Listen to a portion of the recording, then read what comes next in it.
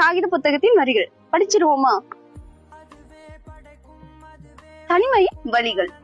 இந்த பெரிய உலகத்துல கல்லூரியினும் ஒரு குட்டி கூட்டுக்குள்ள ஆக்விக் பேர்ட்ஸ் அப்படின்னு 5 பறவைகள் இருந்துச்சாம். இந்த 5 பறவைகளுடைய நேமுடைய ஃபர்ஸ்ட் லெட்டர்ல ஒண்ணு சேர்ந்ததுதான் இந்த ஆக்விக் பேர்ட்ஸாம். இதுல ஏ பேர்டுக்கு யூ பேர்டும், ஜி பேர்டுக்கு ஐ பேர்டும், இப்படி ஒன்னோட ஒன்னா 4 பேர்ட்ஸும் ஜோடியா இருந்துச்சாம். இதுல மிஸ் ஆனது என்னவோ அந்த சி பேர்ட் தாங்க. அந்த சி பேர்டு இருக்குல்ல சரியான முட்டாள் பேர்டா. ஏன்னா இந்த 4 பேர்ட்ஸும் பிரிய கூடாதுன்னு கிளாஸ் பெஞ்ச்ல லாஸ்டா போயிட்டு தனியா இருந்துச்சாம்.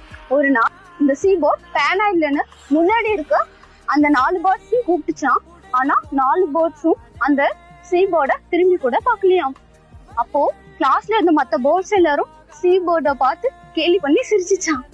ஆனா அடுத்த நொடியே பாய் பேர்ட்ல இருந்து ஒரு பேர்டு வந்து இந்த 4 பேர்ட்ஸ் கிட்ட ஒரு பேனாவும் நோட்டும் கேட்டப்போ இந்த 4 பேர்ட்ஸ்ல லாஸ்டா உட்கார்ந்த அந்த பேர்ட் கிட்ட இருந்து ஒவ்வொரு பேர்டா கை மாறி மாறி 5வதா அந்த பாய் பேர்ட் கிட்ட நோட்டும் பேனாவும் போச்சான். அந்த பாய் பேர்ட் சி பேர்ட பார்த்து கேலியோட சிரிச்சுச்சான்.